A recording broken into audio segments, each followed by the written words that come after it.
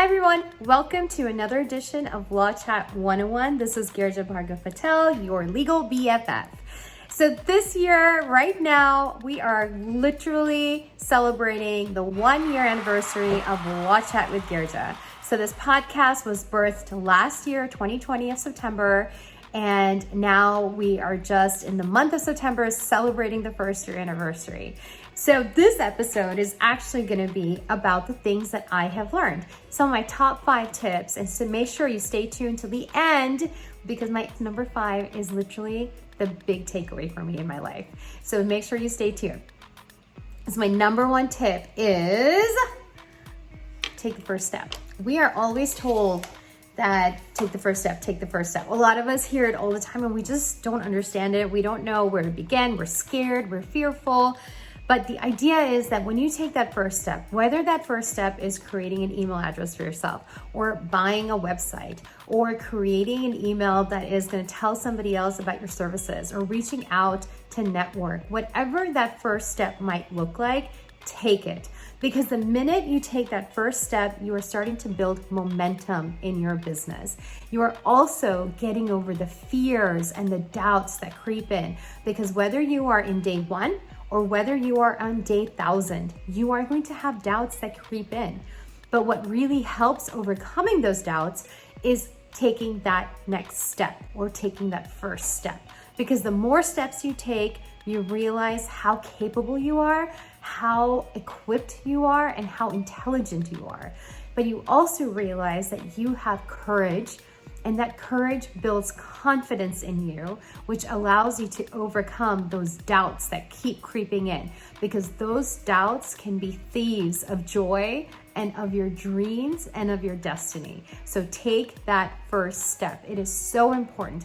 And however minute or grand that first step might be for you, take it. And it's okay if you fall. But what's important is for yourself to pick yourself up and move forward again, because moving forward is the choice that we need to make, not looking back, not stopping in our steps, but moving forward. However that step might be, big, small, move forward. So that's my literal, don't let doubt be the thief of your destiny. Number 2, I have another huge takeaway. I've had a lot of issues that have come up during launch time with people that I might have hired or systems in general that I have in place and whatever, but have your systems in place. Have your systems in place. Have the SOPs out there, the standard operating procedures of doing something. Have them ready. Have them ready to go. Write them as you're going along. Have your, whoever's on your team, have your team members write their SOPs for the different tasks that they're performing. So the SOPs are standard operating procedures, which basically is why you're doing something and what is the purpose of that, why it's important in your business, what are the steps A through Z to get that task completed, and when is the task completed? What does a completed task look like? And have it written down. Have all the tools in place, have the logins in place, or where to get the logins. Or, it's just something where it's easy access and it's also literally anybody can pop in, look at those SOPs and figure it out. Because that's the whole point. We don't want to be dependent on any one person. And what happens is, as an entrepreneur, as you're building your business, you start becoming dependent on your team members, which is fine, but you need to have a working knowledge of how to do certain things. And that working knowledge is not there so you can get into the nitty-gritty.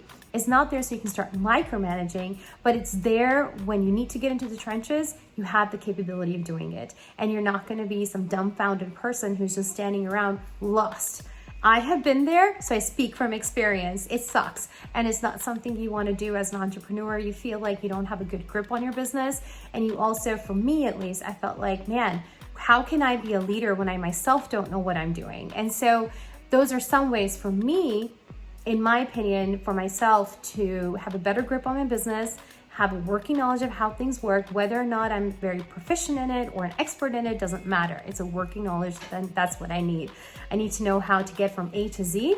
Now, those SOPs are super important because you don't have to do the work on it on a daily because it's not your zone of genius, but you should still have a working knowledge of it. And, so you become, one of my really good friends shared this with me at another meeting of ours, and she said, you become dependent on the process and position and not on the person. You become dependent on the process and the position, but not on the person. Life happens, dynamics change, people go in and out. And so we cannot depend on one person, but we can absolutely depend on the process that's been set out and laid out for us and the systems that have been placed. So keep that in mind. Number 3, lean on others. It took me a long time to lean on others.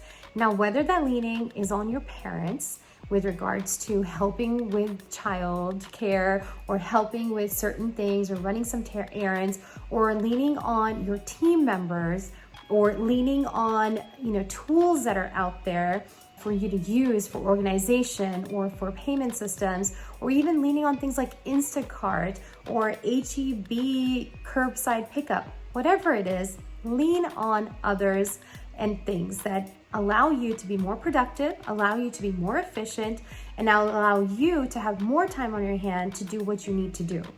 So that way, what happens is that you're able to make space. You're able to make space for growth, and you're able to make space for yourself to do better in whatever you are trying to do. But you're also allowing yourself to lean on others and allow them to be in their zone of genius. And so if you're not good in accounting, hire someone who can help you with that. If you're not good with sending out emails or, the back end of your business, hire somebody to do that. Social media, hire somebody to do that. Things that are not essential for you to do. Things as an entrepreneur where you are not making the revenue, because as an entrepreneur, your actions for your business should be revenue making actions. That was that should have been my number 3 tip, but that kind of goes into leaning onto others, is that if your actions are not revenue building actions, then lean on somebody else to do that one particular action. Because as entrepreneurs, you're generally a visionary and you're somebody who's acting on your visions. You are the face of your business. And so leave space and time for you to do what you do best, and that is to generate revenue for your business, right? So there you go, lean on others. Number 4, know your values. So the month of September, I am talking all about values. And the reason for that is because I think they're so important. Whether we have identified our values or not, we all have core values. Values that when they are triggered or when there's friction, there is going to be a reaction to that value system. And so whether it is something that we are exhibiting in our business, or while we talk to others or message to others, or whether it is a value that we are showing up in our marketing, in our finances, in the way we talk, in our website, anything, our values show up. And eventually, if we don't identify them, we don't know why something might trigger us. But the way we act and the way we react is basically based on our value system. So find out your core values. And I'm going to have more conversations about the values. I'm going to talk about them more. So stay tuned with that in later episodes that are being coming up in September and 2021, just in case if you are listening to this at a different time period. But values are so important, and I will be pushing out an episode about values, how to create values, or how to not create them, but actually identify them in your business and in yourself, because your business should be aligning with your values, because it shows into your mission, your hiring. How are you hiring people? When you hire people, are they aligning with your values, or are you just hiring somebody to hire them? And I think in the era of gig workers and the gig economy, the alignment factor is not necessarily always there. But what happens then is that there's a misalignment later on, whether that is during time of production or during time of when you most need somebody at that moment, there is going to be misalignment at that time. And so it's very important to have synergy with your values and in your business. So the sooner you realize your values, you'll be able to really implement them into your business. So not just with the message, like your mission, but also the hiring of your team members, your corporate culture with your team members, and also with your clients. Your clients need to know your core value system. One of my core values is also integrity, and it's also family. It's important to me. And so it's easy for me when my team members or clients say, hey, listen, I can't do something because of XYZ in the family. I'm like, no worries, I get it, because that's a core value to me. Family time, community time, really cultivating your family. And so that's something that works for me, and it allows my team members and my clients also to have flexibility when it comes to family. So it's really important to have your values in place and also acknowledged, and then also showing up in the right ways, but intentionally, right? And number 5, abundant thinking. Abundance is one of my other values, and I truly believe in the magic of abundance.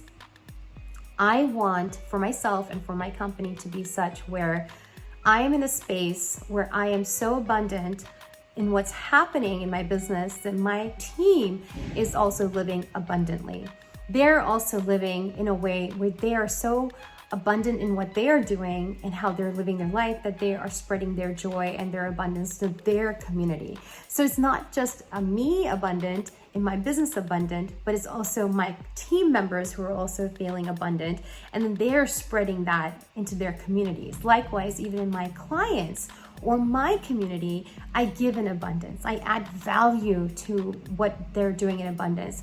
I have a full resources that are free, and those things that are free are cost money if you go somewhere else, but I give it in abundance because I believe that education should be given in abundance and also without a price tag all the time.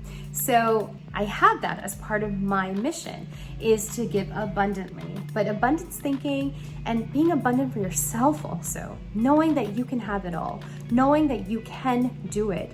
Don't let the doubt creep in and steal your destiny. Don't let the misalignments happen so that it kind of makes you in a space that is not synergistic anymore. You need to be in a place that is abundantly working for you.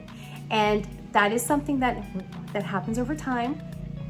That is something that needs to be intentional, but that is something that is doable and achievable. So number 1, take the first step. Number 2, have your systems in place, your SOPs in place. Number 3, lean on others and learn to delegate and let go and not micromanage. Number 4, know your values and start showing up for those values intentionally. Number 5, abundant thinking and giving.